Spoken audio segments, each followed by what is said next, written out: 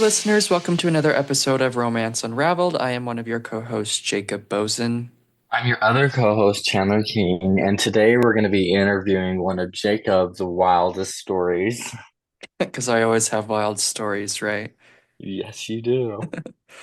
So, this story it happened probably in 2018. It might have been 2019. I can't really remember, but it's probably 2018.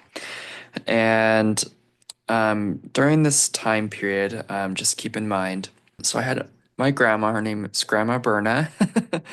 And Chandler, I don't think that you ever met her. Yeah, I don't think I have. Yeah. And during this time, she was diagnosed with breast cancer. And it was a surprise to our family because she had hid it from us for about a year. So she was sick for about a year and she had tumors on her, I guess, her breast. And she would go to the store and buy, I guess, these pads to put over it to prevent the leakage from showing through her clothes. And so it was a huge Wow. surprise to the family. So one day, my her brother's sister got a call from my grandma and saying that she couldn't breathe. And so she came and picked my grandma up, took her to the hospital, and the doctors figured out that she had cancer for over a year. And my grandma knew the whole time. She hated going to doctors, and so she just thought she would, I guess, write it out, and if it was going to take her, it was going to.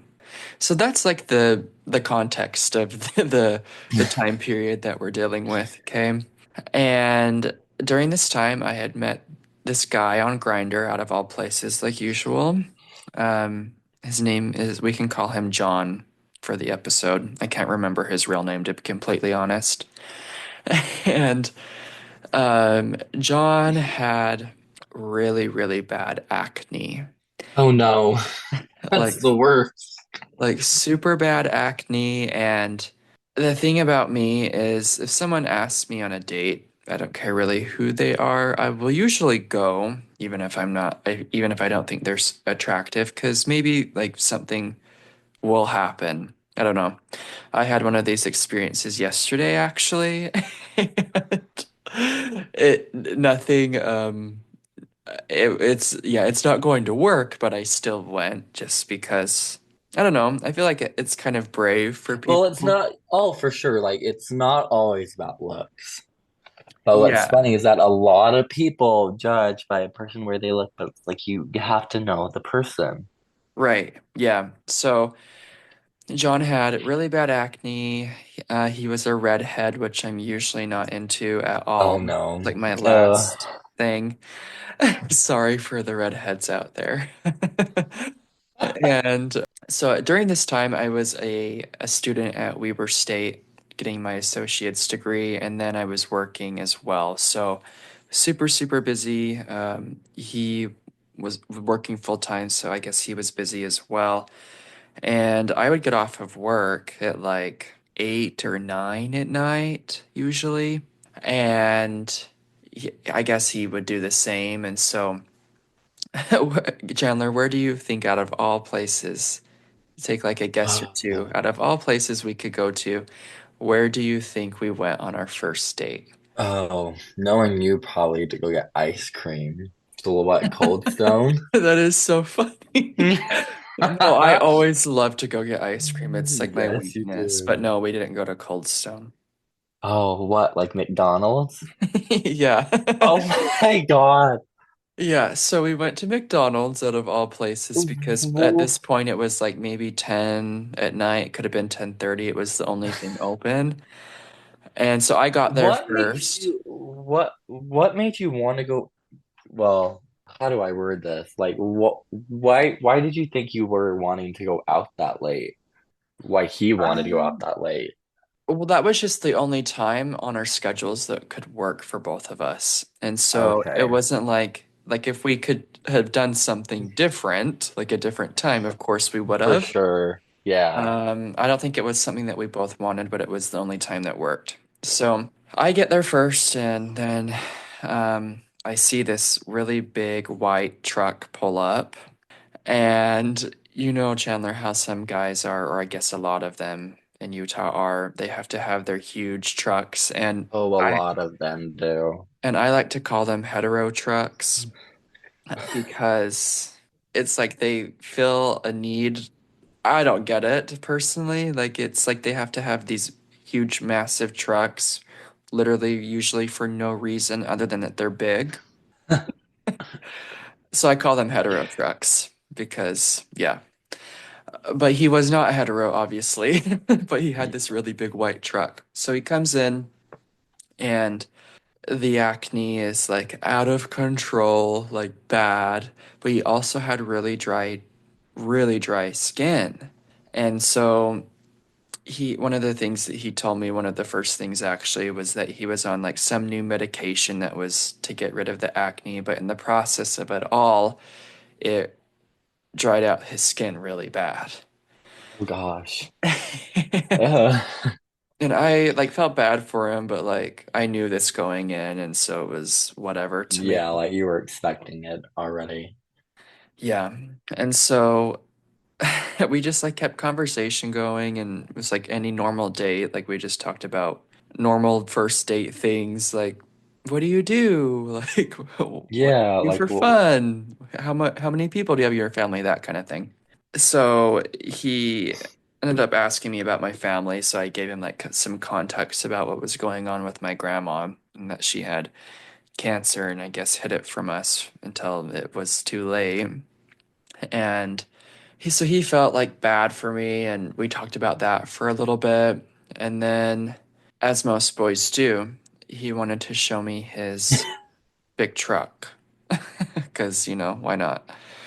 And so we left McDonald's, went for a drive in the big truck, and yeah, I mean, I don't really need to give details, but yeah, he showed me his truck.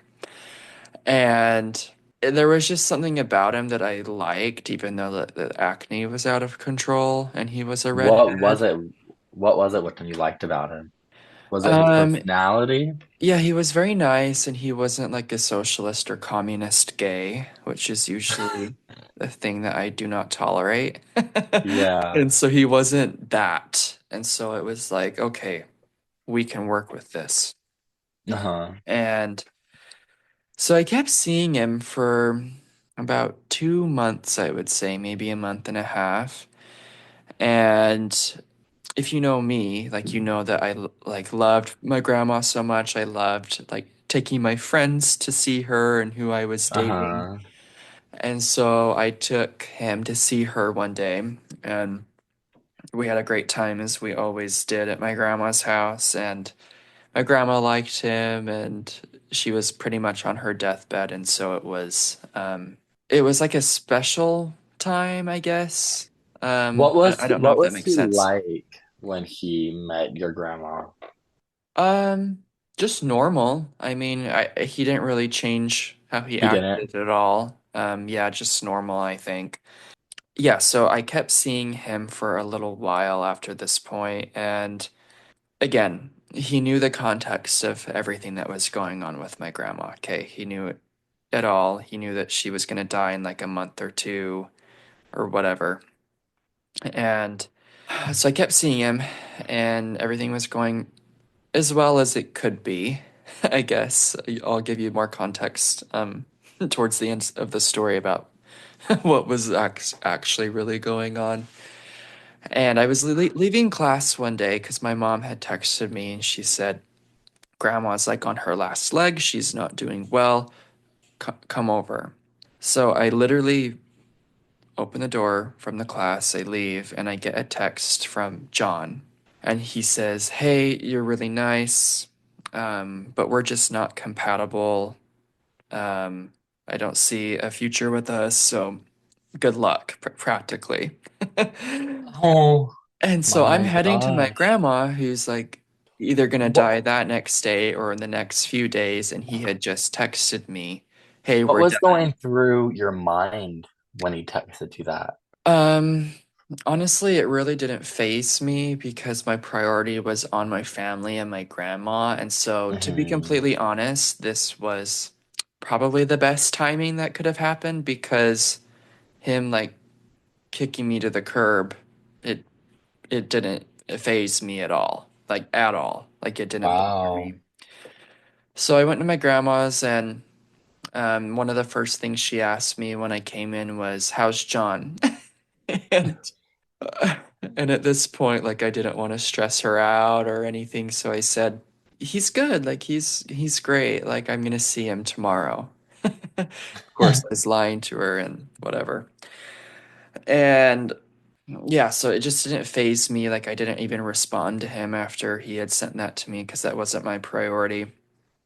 Uh, And the next day, my grandma died, and like of course the family was all there and we were going through the grieving process. And one of the things about me is as we were like watching her take her last breaths on her deathbed, everyone uh-huh. was like a disaster mess, and the only person who wasn't was me. Not because I didn't want to be and feel like I wanted to cry really bad, but I didn't allow myself, and there's reasons behind that Uh-huh. that I don't like need to get into. Um, but yes, like the grieving process was different. So like I was holding in all these emotions and probably honestly from him breaking up with me. So it was like it was just like building up. And then of course when I was alone, then I It just hits you right then and there. right. So yeah, he got rid of me and but yeah, like I said, it didn't phase me at all. So about a year later, I was on Grinder. I really have got to get off of there. I don't know what my problem is. And he messaged me, and at this time, he looked way worse. The acne had like amplified to like a factor of 10, so I guess he didn't stay on his Oh medication or my something went God. wrong. And then he had long hair that was like really greasy. So Oh he was like no. going for a hippie vibe at this point. And he asked me to come over, and I was like rolling my eyes thinking like you literally just you broke up with me the day before my grandma died knowing the exact context of what Like was what going you were on. going through, like, yeah. Yeah, and then you messaged me a year later after you like decide that you can't find something better. You know what I mean? Yeah, Like for the sure. thing really about dating is, and I will tell this to a lot of people, it's like a shopping cart, especially like nowadays, because it's online, so there's a lot of options. And if you Oh, there can't is a whole bunch of find, options. yeah, and if you can't find exactly what you want, or there's something just a little bit off about somebody, you're gonna go back into like the aisle to shop for more people. And so even like when people are dating, it's if there's something a little bit off now, it's like, well, that's let's kick you to the curb because Yeah, like there's you. it's easy to get, you know? Oh, for sure. So it's like a shopping cart. So he came back because he wanted to put me back in his shopping cart, I Mhm. guess you could say. And I just responded to him and I said, "You realize that my grandma died the next day, that you kicked me to the curb." He's like, "Oh my gosh, I'm so sorry. That's super sad." And he said, "Well, we were just not compatible." And I knew this. I Uh, knew it like deep down. I knew that it wasn't going to last forever. That wasn't the problem. The problem was the it timing was the of it all. timing for you. Because he should have waited after she had died and then like allowed me to like grieve, I guess you could say, and then did this to me. I don't know. But like I said, it didn't faze me at all when he originally did this, and so maybe that was the best decision. I don't know. Because it could have phased me after I had like gone through the grieving process with my grandma, and then he did this to me. I don't know. Maybe he did it the right way. I don't know. Well, I Um, wouldn't say necessarily do it the right way. I feel like he knew what was going on in your life, and like he knew everything basically because you were seeing him for 2 months, I think you said, and he knew all the factors, like what where she was at, and he like I like knowing like me because I feel like I'm kind of the type of person who would like, yeah, I'm not gonna lay that on you right now. But like he did that, like and like why would you do that? Like just wait. Like yeah, you're not compatible. Like you knew like it wasn't gonna work out, but like why couldn't you just wait? You know Yeah. what I mean? Yeah, I agree. And so, yeah, during this time, he was messaging me and asked me to come over. So he said, "We're not compatible." And I knew this because in my relationships, I'm more the dominant one. If you like understand what I'm saying. And so he was as well. And And so, see, that's what I find funny is that he knew that you were, but then and that's why he broke up with you. But then a year later, he messaged you again. Like, right. why? Why Yeah. do you think that is? Why do you think he did that? Like, that's my theory. It's like, why? Like, what was the reason behind that? I, because I'm just so great, you know? Oh God. Okay. He ran out of too many items in his shopping cart, so he had to go back and get the thing that was on sale, I guess you could say, Oh which would be God. me. Okay. Um, but yeah, after he said that, I just didn't reply to him because I'm like, yeah, we aren't compatible, and you did that to me knowing that you were doing that to me. You know what I mean? It was just weird. So I just didn't reply to him because he looked like a hippie anyways, and I wasn't into it. I And if would have he not wasn't been going to into be a that. good person and be nice to me, No, then the looks are absolutely going to not. overpower my distaste for him, you know? Yeah. So yeah, I never I never replied back to him. But yeah, I can't even remember his real name. That's the funny thing about it all is I can't remember his real name. It was like 4 or 5 years ago because this was like in 2018. And I haven't really thought about this story that much until So today. recently, Yeah, because I was like, what story could I tell? And because we all know you have plenty of stories to tell. I have plenty of stories. Yeah. But yeah, so I guess the lesson of this story is if you're not initially attracted to them, don't go because it's Yeah. not gonna work anyway. I No. don't know. Like yesterday, I went on a date, and that was the same situation. I wasn't attracted, but he asked me to go, so I was like, "What? Why not?" But then while I was there, I was like, "Yeah, this is just isn't going to work." So I guess I'm wasting my time and their time. So maybe I Hmm. should change that up a little bit. I'm not sure. Oh, that's funny. Yeah. Well, yeah, that is where the story ends. Yep, he knew the context of everything and decided to do it literally the day before my grandma died, knowing it all. But yeah, for our listeners, like always, remember to subscribe and save. We are streaming everywhere you get your podcasts, and you can follow us on Instagram and Facebook at Romance Unraveled. Until next time.